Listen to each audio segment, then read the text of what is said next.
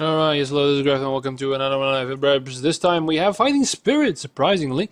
Alright, so a little different than before. We had a PvP against people, you know, who play Protoss. This time we have a Z versus Z, so I'm not going to do much of the banter at the start, because ZvZ is over before you know it. It is just instantly gone, and then boom. So, very important decisions to make at the start. Like, for instance, you know, where to place your drone on the mineral line, how to manage your lava as they crawl around, because, of course, every inch is quite important. It's not that bad, but still. ZvZ is, of course, the hardest mirror matchup, because, of course, Zerg is the best race. So the mirror is, of course, more difficult than the PvP, which is... something for children, really. But anyway... We have IOPQ and Garandad. Garandad, of course, resident. I'll put it in his own words. Weaponized autism. That's the perfect description I can give. So we have an overpool, or maybe something else. We have a overlord on 9. So okay, in the meantime, we have a pool on 9. So this means less economy, earlier Zerglings, and of course gas after that. So I'm not going to go too into detail, but there's... build orders are important. So we do have drones.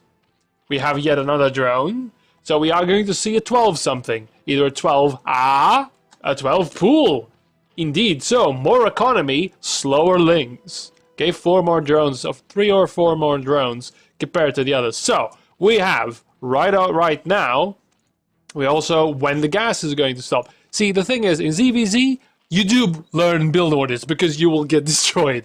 Forget everything I said, ZvZ is the only matchup you really need to know, because if your opponent knows a little bit about the timing, it's such a razor's edge. It's basically as horrible as Brood War can get in that respect, okay? So Zerg players usually avoid playing mirrors.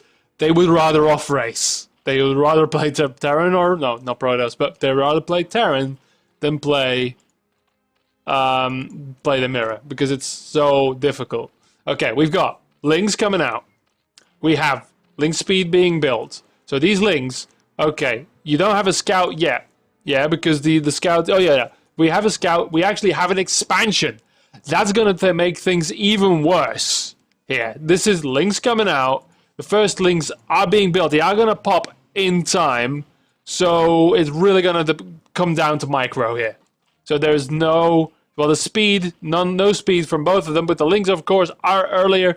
And now we're going to see. What's the engagement going to be like? He's going to attack that hatchery, which is 3/4 of the way done. Yeah. So can he deny this? What is he going to do? He's going to bring out some drones here.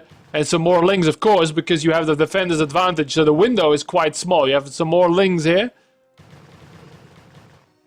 A little bit of damage on that. The damage on the hatchery will matter if any run-bys or something like that happens. Good control from both here.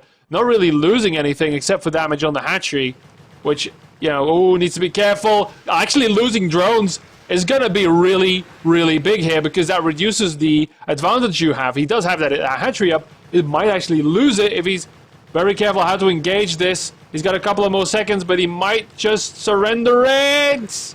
Yeah, he will. That is a very big... and that's enough to retreat, because that is a significant blow. Those were lost drones. 3 lost drones. 2 died. And then another one to the hatchery. We've got mineral loss. So we have an advantage. So, there we go. We've got the Spire coming up. We have a counter, though. We have a lot of Lings, because the advantage is going to snowball. So now, if he can take and block this, so no expansion here, no second hatchery so far, because he's going straight for the for the Spire, and for the tech advantage, not the economic advantage.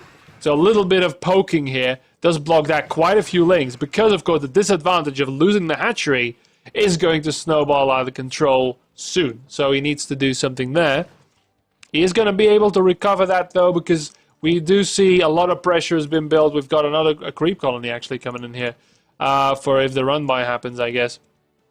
So a lot of pressure there. of course, because of the 12 pool, losing those drones kind of put him at equal in terms of economy. The hatchery, however, bumped it a little into the disadvantage. So that's the funny thing. It is pretty balanced out. We've got the overlords. Okay, the spire's going to come out.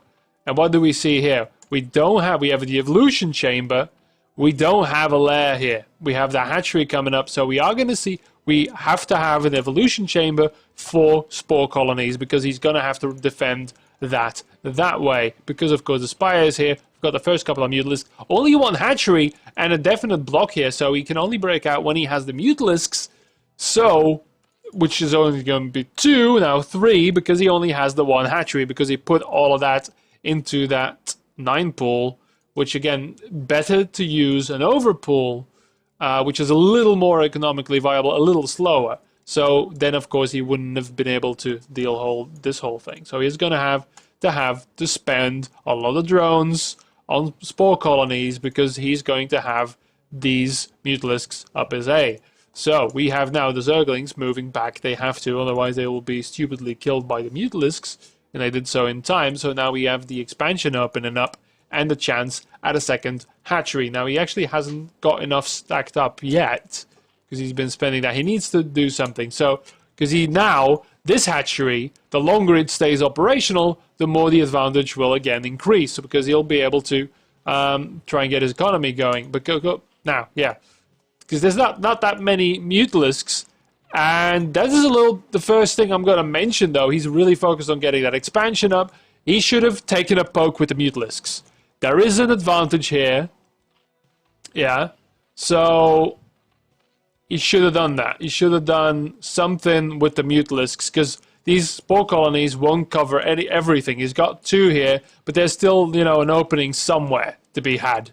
But instead he's going to opt for the defense because, of course, there were a lot of Zerglings here, right? So they could have done some nasty things inside the base while the mutalisks were gone. So if they stay at home, you of course get the defender's advantage, and he can't really attack. So you can, of course, go for the expansion safely. There you go. But he's got the information he needs. I think he's already got those spotted. So all right. Now this is interesting though. Now we have a Hydra Den, which is the thing not to do in ZVZ. It is usually only a thing when you have a 12 hatch situation where you go straight for the expansion and hope your opponent doesn't attack you. And then you need at least 2 hatcheries, which he does have. He does have the 2 hatcheries. He has a growing advantage. I don't have the counters. I should get the counters back. But in terms of drones though, he is doing better because he has the 2 hatcheries up earlier. He's been droning. He hasn't been harassed. He lost the spore colonies, yes. But now the mutalisks is going to come in. But there's 2 spore colonies here. And that's going to be too late. He can't really lose any of these. But now he's going to try and poke a hole right as the Hydra Den straight into... Because he's been a little tapped down here. I thought he would have seen that with the Overlord, actually, why he chooses... He is going to try and break this spore colony. Another one coming up, only this one's firing. Because, of course, they have 400 HP. Don't do that much damage. So he's going to try and do some damage here, and he will. Because, of course, with the connecting hits, needs to be a little bit careful about his placement here, though. We're forcing that cancel. No Hydras here yet. But the first ones are building. They will... Again, they're not that good against mutalisks, but the mutalisks aren't that great in number. Grandad really needs to try, because he's building mutalisks, spending all of his money, but he needs more drones. There you go. He needs to drone up more. Because not that many drones. The spawning pool is going to go down, but that's not going to be that big of a deal. Well, it doesn't have a lair yet, but that spawning pool is going to go down. Not that much damage in drones, maybe 1 or 2. So the spore colony is, again, that's gonna cost. Drones are gold, yeah. Drones are pure gold in ZVZ. That's what it's all about. Trying to edge forward. And this is unforgivable. Even if you're marking around your mutalisks, your economy goes first. Seriously, that's a miss. Because these drones keep coming. There's actually a bit of a supply block situation going on here now. 34. Yeah, now he's doing the poking. But the position is alright on that. But keeping the units down, probably enough. Oh, getting some of these drones would be cool. Oh, he gets them. He gets one. Oh, but losing the Mutalisks, that is going to be big. Yeah, does he? Yeah, he's got the +1 attack. +1 attack, of course, on Mutalisk is really great because they do 3 attacks, so they get the +1 on each attack. He's going to send forward his Lings here. Cleaning up these in the midfield, that's going to be a little bit of a poke here as well. Alright, we've got range on the Hydras. He can't move out. He's got the speed now, but he needs that range as well because they're already not doing that well. Moving in with the Lings alone. Trying to get something done. But that was a little unfortunate because the Mutalisks weren't involved. They could have at least provided some fire support here. But yeah, alright. And this is where, so we've got the creep colony going up a little close to the hatchery actually. Maybe sim-sitting that a little bit. But there's not a lot of drones here. With all of that going on, he should have had the drone advantage. And he's getting there. But yeah, it's 36 to 35, so in terms of supply, they're still okay. Alright, the speed is down, the lair is finally arriving after having to redo the spawning pool. That's quite a few Mutalisks here now. So that's starting to become a little dangerous. If that's microed properly, then these Hydras are not going to do much. There's +1 carapace though on the Hydras. It's going to help a little. Negate at least the plus they have. Okay, yeah. Need to take a look here. That's alright, but he's taking a lot of damage from these spore colonies. He's pretty buttoned down. He needs to attack where he can take out some drones, but there's 3 here now, so that mineral line is pretty protected.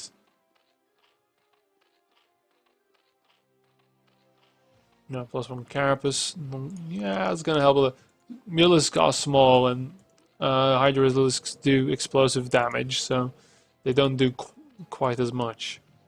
But he has a lot of these Mutalisks, and he needs to try and prove something with them. And we're taking out Zerglings at the cost of a low health Mutalisk. You need to kill a lot of things with the Mutalisk, and there's quite a few. That economy is now really kicking in. Hydras, of course, easier to reduce at a lower economy because they only cost 75 and 25 compared to the 100 Mutalisk. That's another thing, like the ticking of resources. I'm a little confused by the 600 minerals here, actually. There's a lot of Hydras on the field, and in these groups, they start becoming really scary. Oh, that's some bad micro here. Yeah, go for the Mutalisk, go for the micro. That's the thing. There's a lot of sunken colonies here, though, so that's going to be a little more difficult, especially with the Mutalisks in the back line here. Are there any more Mutalisks? Nothing much more. Yeah, 3. Well, 2 Hydralisks taken down there. He's going to take a peek. Oh, might actually take out his Overlord. That'll be sloppy. Because he is supply blocked, actually. And building some Lings here. They're not nice to buffer the Hydralisks, so they're not only shooting at the Mutalisks, even at the start of the engagement, so the Mutalisks can close in. That's kind of the deal there. Yeah, more sunken colonies. This looks like this is a scary army, but it's how you engage. There's a lot of Mutalisks here as well. Now, there you go, Queen's Nest. Because you go Hydras, you know, tit for tat and all that.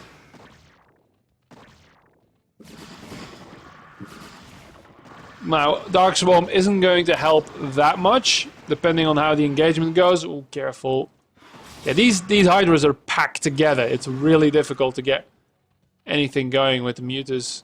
You need to attack the edges, not the middle, like he did now several times. Egon did that. Yeah. Sideways. Sideways. Sideways, not center. 4 here, 2 there. Pick your battles. It's whittling down, but again, you need to kill like 4 Hydras per Mutalisk. He's got another hatchery going here. Drone count is alright. Drone count is very low here. He's been producing Mutalisks non-stop. And that's a bind you can... You need them, yeah? But you can also... He's camping out in front here now. You've got all the Sunkens, right? There is a moment where you have to take the lull in production and get the drones, so you have an increased production. You can keep producing the Mutalisks one by one. Ironically, still has 400 in the bank, so perhaps that third hatchery...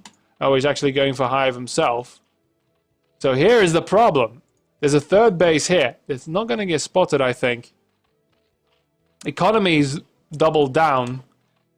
He's got the drones to do this. He's got the economy to do this. Whereas Grandad has been producing units, yes, but once he loses them, he's not going to be able to replace them because he doesn't have the economy to do so. He can't produce that burst of production. So every Mutalisk costs him a lot more than the couple of Hydras that's being lost here because these are being replaced. Now we have Scourges, we actually do have a Spire. And a good hit on those Scourges is going to be really horrible as well. See, these engagements are costing him too much. A couple of... If he would have had like a fleet of Zerglings in here, to go with the Mutaling, so the Mutaling basically, because it does have some Zerglings, push forward, lock in the Hydras, and then push forward with the Mutalisks, he probably... I mean, there's a lot of Hydras here, so you need quite a bit, but he's got a lot of Mutalisks here as well, which are slowly losing their advantage. 2 Defiler mounts, alright. Deliberate, because they're right next to each other. Yeah, so Plague, there you go. I was waiting for it, I wasn't going to say anything. How do you break this? Plaguing the fucking Mutalisks and the Sunken Colonies. Not with Dark Swarm, but with... So you Hydralisks can actually go in here. And yeah, these are idle units. That's a lot of Mutas. But they're not doing anything. He's just sitting and waiting, and he doesn't have the economy to sit and wait. IOPQ has the economy to sit and wait and even go for another hatchery, of all things. And droning up like a motherfucker. The Evolution Chamber, the File Mount himself.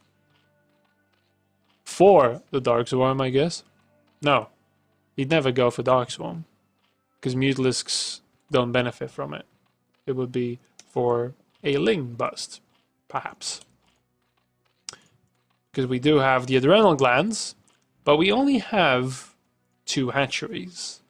So he's not going to be able to produce enough Zerglings to deal with this. Garandad, I'm sorry, but that's the thing. He found the opening. IOPQ found the opening. On the back foot. The whole early game. But once buttoned down, you didn't bank on your advantage that you had for quite a while. Because then he managed to do the most impossible switch in ZVZ, which is going Hydralisks, which was more of a desperation thing, I'm thinking, rather than that, because he hasn't really done anything with the Hydras yet. He's put some pressure on, but here we go. Sunken Colonies, plagued, will be reduced to the lowest number. He hasn't plagued the Mutalisks yet, but that's definitely on the menu. All the way down to 1 HP or 4 HP or whatever the percentage is going to be. It is going to be 3. And now he's going to come in with the Hydras. This is where you need to go with your Mutalisks, but you know about the Plague. Dark Swarm going to come in, so the Lings are good, but the Dark Swarm is really at the front, and there's a lot of Hydras still at the back. There's some microing them back, and now... What's going to happen? Hey, they can't leave. You don't have enough Lings to leave. They might be scary Lings, but actually have a fucking queen here for reasons. The Phyllos on either end, each for their own thing. Yeah, here's a swarm on the Lings. Not gonna do. Wow. Yeah. Okay. That'll be that. Meanwhile, we do have a Mutalisk attack here. The Mutalisk attack on the mineral base. This might actually. We've got a push at the front. It's being held back by the Dark Swarm while the Mutalisks are tearing into this expansion. However, most of the drones are dead. However, we still have this expansion operational, which Grandad probably doesn't know about. He's going to push back and push in here. Trying to grab the swarm does not. The plague doesn't hit them, but we have a lot of damage being done to the mineral line. And this is the thing. This is the only base he has. This is the expansion. Losing another hatchery. His second hatchery. Now he only has one remaining. So going here, destroying this mineral line, and then subsequently losing his natural. The mutas are here, and he really needs to take care of these lings. But there you go. He GG's. He still has an army, but can't replenish it. The tragedy of ZVZ. Because there was some damage done, but again, the base is here, and he has spotted that. He knew about it. So yeah. There you go. Grandad, this is you, because he sent me the replay, by the way. This is you gradually losing grip on your advantage, basically. But yeah, I think IOPQ is probably the better player here, regardless. But yeah, the start was in your favor. You took out that hatchery, which should have been GG. But you never dared make drones. You never dared stop and make drones. That's my opinion. I might be completely wrong, but ZV, why do I do this replay like I did it? Because ZVZ, I'm a Zerg player, and I sort of know it. And yeah, it's all about that. It's all about those tiny little windows where you can make more drones. That's all ZVZ is. Who can make more drones? Who can do more with that? And you had those openings, man. For a little while, because again, both players played really well, but yeah, you could have done it. You only had the 2 hatcheries, could have gone for the third one a lot sooner, well, for the second one a lot sooner, and then for the third. You got contained, but you were already going for the Mutalisks. Then you allowed him to do the Hydra switch, which is really difficult. He got the upgrades and everything. Those Hydras were useless for a really long time. Yeah, you didn't dent this. He was locked in.